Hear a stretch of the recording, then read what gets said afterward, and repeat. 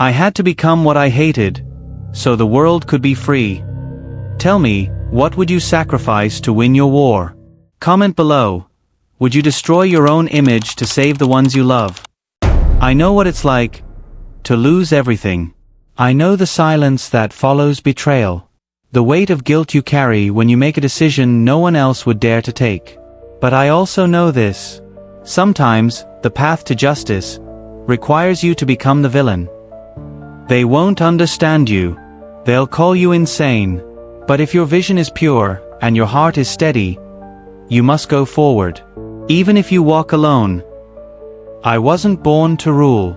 I was forced to rise. They killed my mother, paralyzed my sister, turned my world into a chessboard. So I became the player they feared most. And I did it all, under a mask. But let's talk about you. You're tired of being good. Tired of doing everything right, yet never being seen. You've been silenced, underestimated, cast aside. So here's the truth no one wants to tell you. To win, you must stop asking for permission. You must step into your power, even if that means embracing your darkness. Neuroscience has proven that sacrifice activates the same brain regions linked to pain and fear.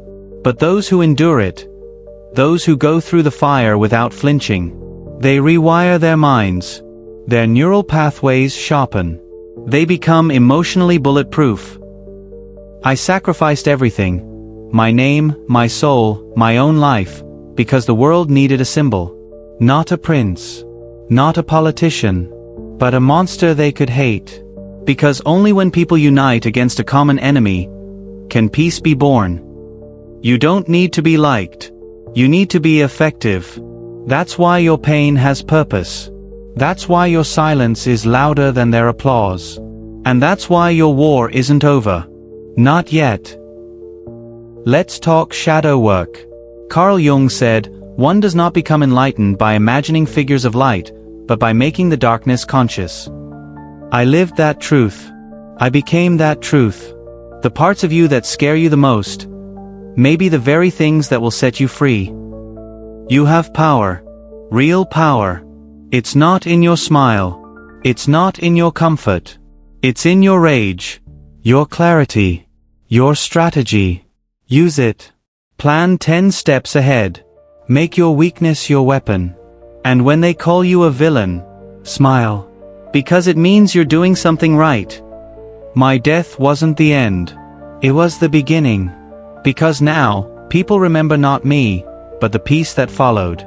The revolution that couldn't be stopped. And that, my friend, is your legacy waiting to be written. You're not here to be liked. You're here to win your war.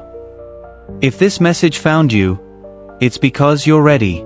Not to be a hero, but to become what they fear. For something greater.